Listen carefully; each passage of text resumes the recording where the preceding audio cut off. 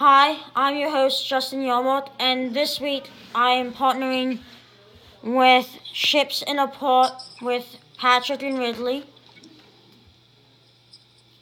Hello, guys. So, Yeah, so we're going to be mostly talking about baseball this week, but we'll talk a little bit about football in the beginning and then get right into the baseball. All right, that sounds good.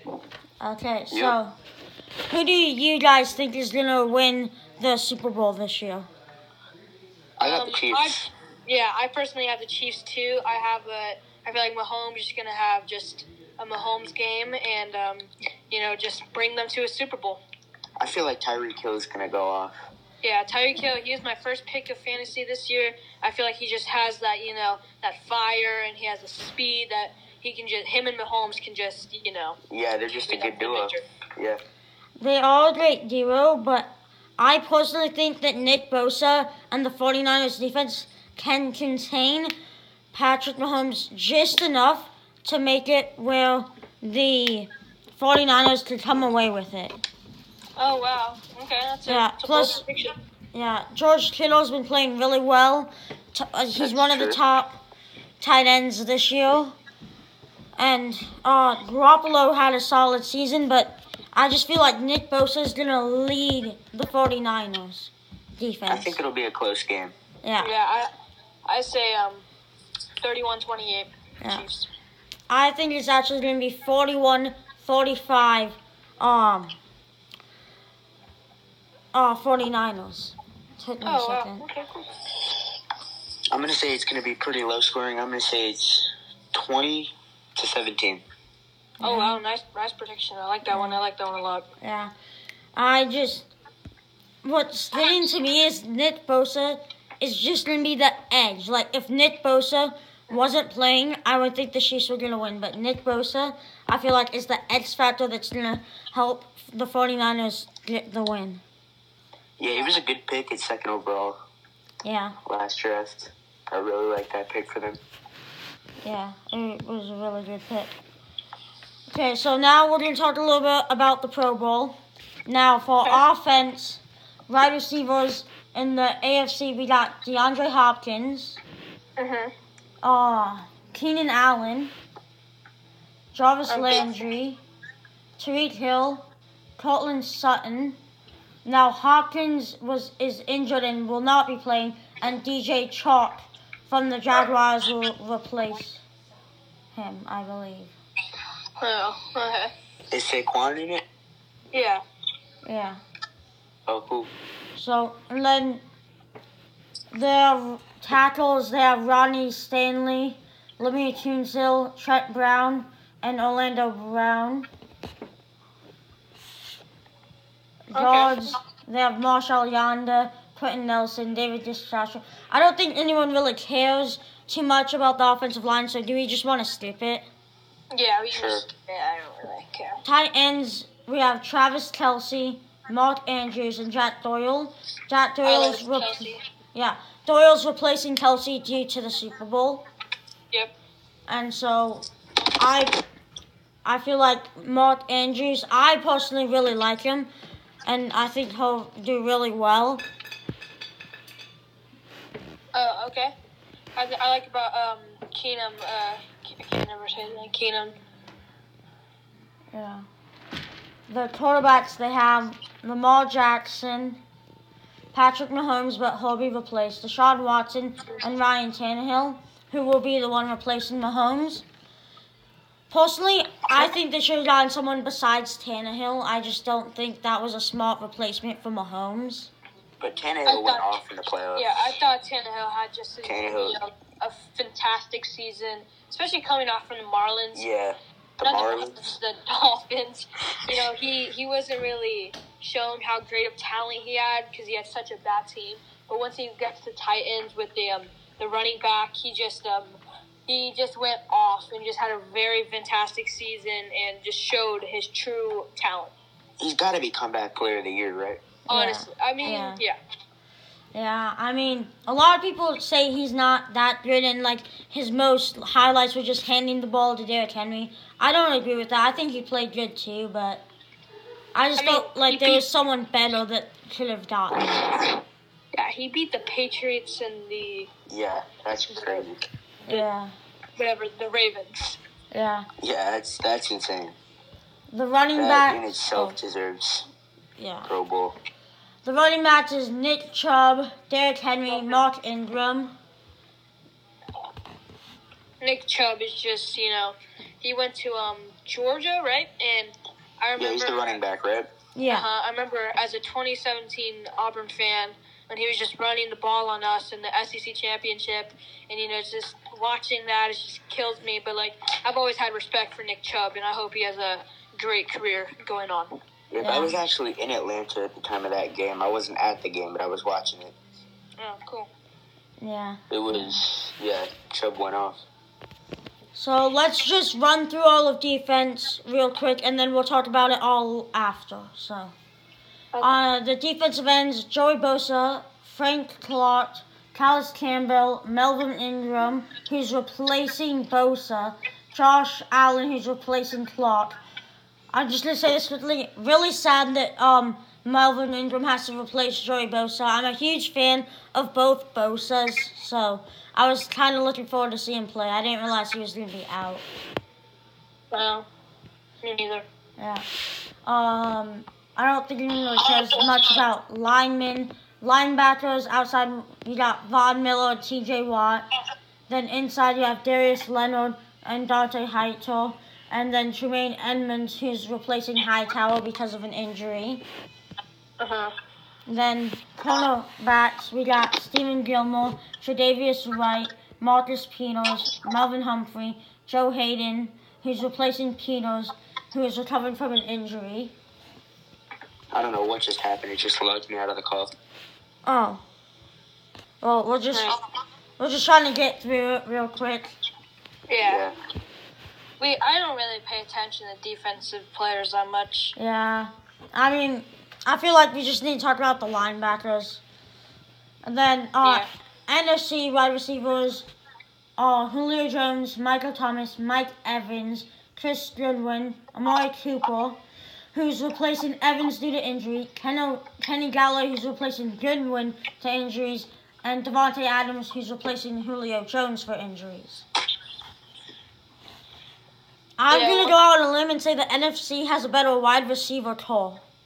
Yep, and I like the NFC. I mean, Yeah. Alright, so you have the NFC to win, or? No, I was just saying they had better receivers. Tight ends, they have George Kittle, who won't play because of Super Bowl, and will be replaced by Austin Hooper, along with Zach Ertz. Quarterbacks, you got Russell Wilson, Drew Brees, Aaron Rodgers, and Kirk Cousins is replacing Aaron Rodgers due to injury. Again, I think there should have been someone better for Kirk Cousins.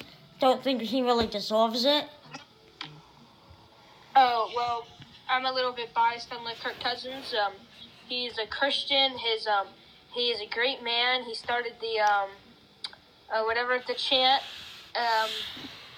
And then his dad is actually a pastor, and I used to see a lot of his sermons. So I have respect for Kirk Cousins, and I'm a little bit biased, but I think he deserved it. Yeah. He wasn't bad at all. He had a great end of the season. Yeah. Yeah, I like Kirk Cousins. Running backs, we got Delvin Cook, McCaffrey, Ezekiel Elliott, Alvin Kamara, who's replacing McCaffrey due to injury. Man, you hate to see all these injuries right before the Pro Bowl.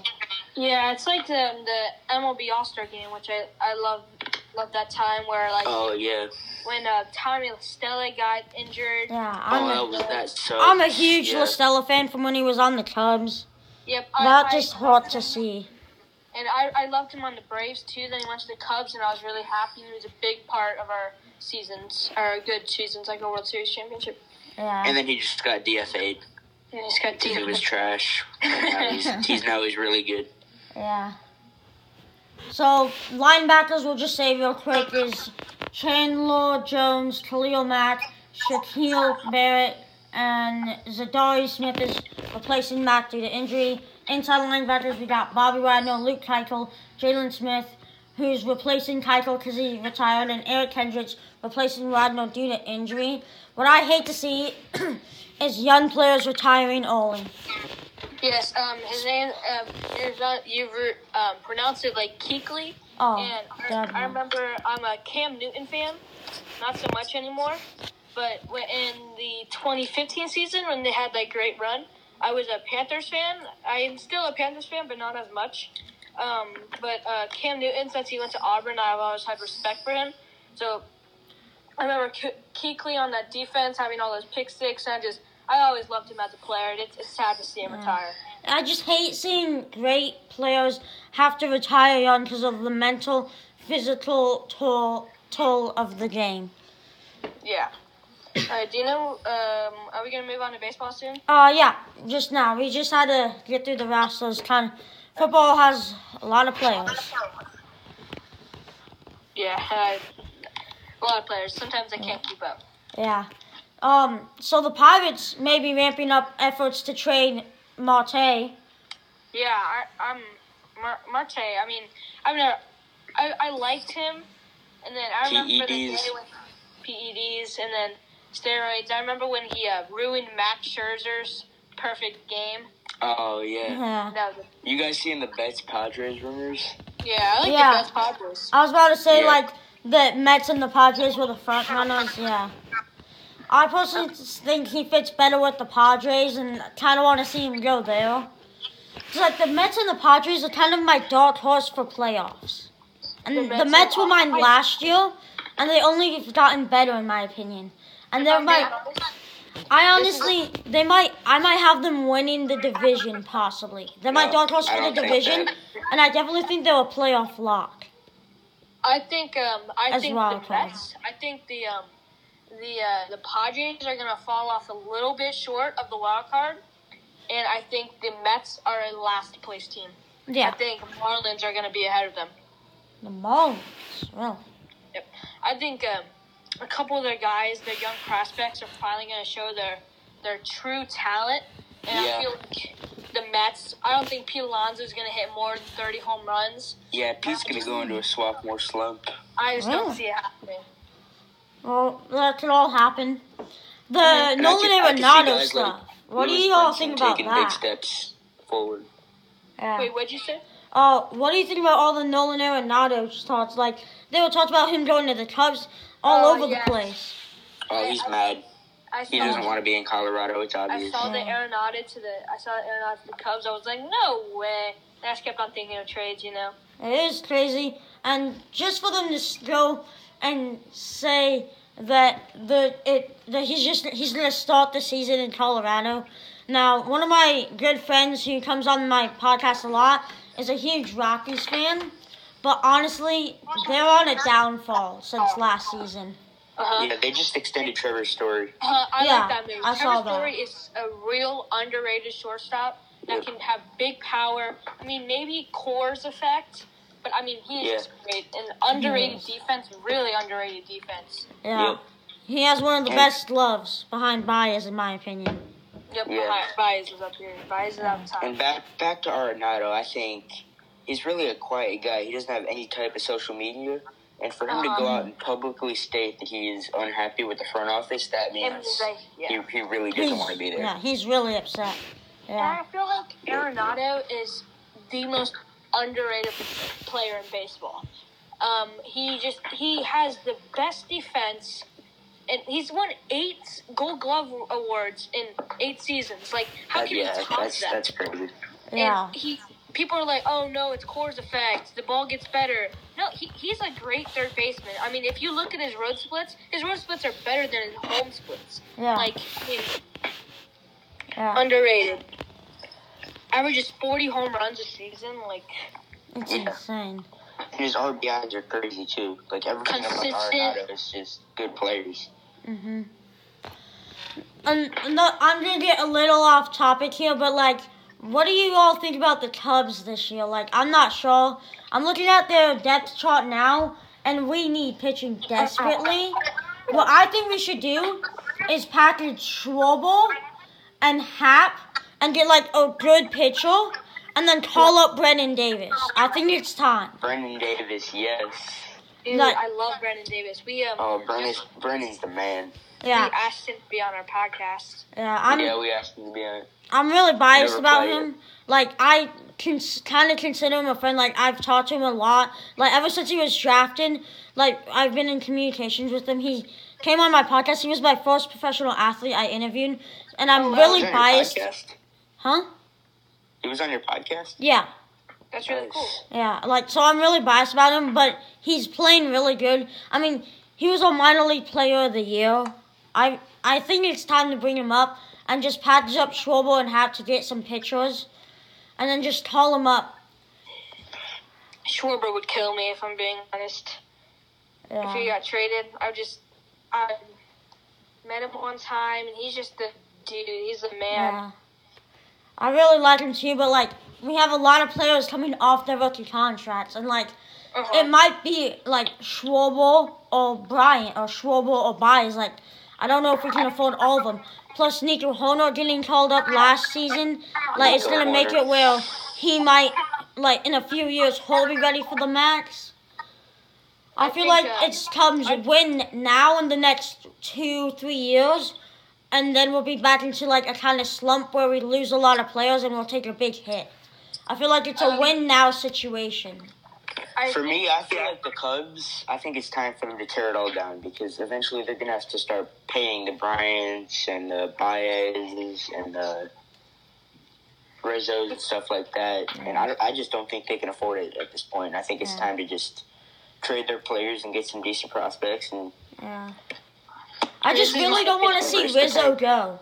Like, he's such a nice guy. Like, I was standing, last year I was at the Cubs Mariners games because my family's a big Cubs fans and we live in Seattle. And, like, he could have just walked past me because I was standing in the elevator trying to meet some of the players. But he just tapped me on the shoulder and high-fived me. Like, he didn't have to do that. He just chose to. He's such a good guy. And a great ball player, too.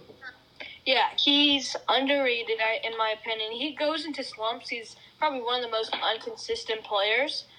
But I still think he's a Cubs for life. I think he's a Cubby for life. I mean, he plays for the Padres, though. I know he plays, but he's not going to go to anywhere. There's no way they move him. Yeah. Okay, so what do you all think about the Astros being accused for having buzzers in their jersey? Screw the Astros. Yep, Houston trash cans. Facts. There's a thing. You know how everybody argues about robot umps? Yeah. Yep, I think we should just stick with regular umps, by the way. I think we should stick with regular umps.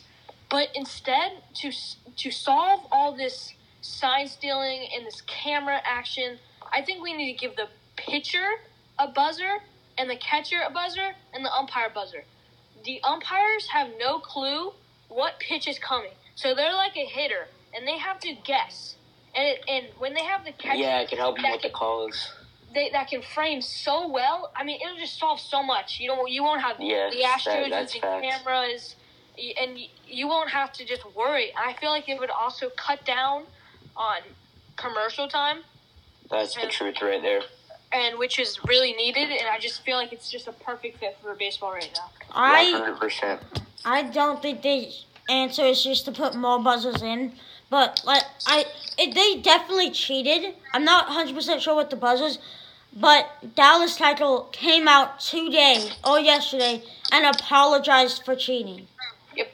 And what I think is outrageous is that players and teams and organizations who literally cheated their way into a championship barely get any punishment. 1 season fine.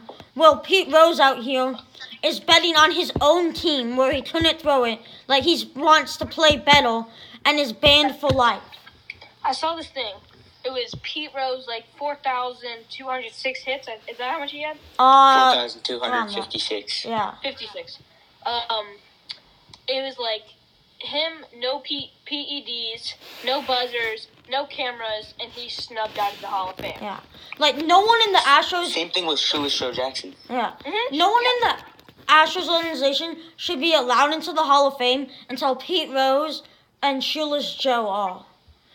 Like, you can look at the World Series where Sheila Show supposedly, through the series, he batted amazing, played incredible offense. He had like 351, yes. Yeah, but exactly. just because he had an off series on defense, people think he threw the series. He obviously he was did. illiterate, so he had no clue what he was doing. Yeah. Also, another thing is, I do not like the commissioner. Rob Manfred. He's too easy on the He's not a baseball guy. Yeah. When he's talking, he's just like, oh, yeah, okay, Astros, blah, blah, blah. He's a freaking lawyer, for crying out loud. Yeah. It's just dumb at this point. Yeah. And like Alex Wood came out and said, I would rather face a player that was taking steroids than face a player that knew every pitch coming. And Trevor Farrell then retweeted saying all day, every day for the rest of the time. Of time. Have you guys seen the Mike Clevenger interview? No, I don't think I have yet. If you haven't, just go to Momentum on YouTube, and it is just a perfect interview, and he just summed it up perfectly. Yep. Yeah. So that's it for this podcast. Thank you. A huge thanks to Wrigley and Patrick from Ships in a Port. Go make sure to check out their podcast every Monday. So, come listen to me on Saturday, and then go get more baseball from them on Mondays. Yep, thank you. Yeah. Thanks for having us, man. Yeah, thanks for coming on, guys. We'll maybe collab again another time soon. Yep, sounds good. All right, see you later, man. See you later. See you.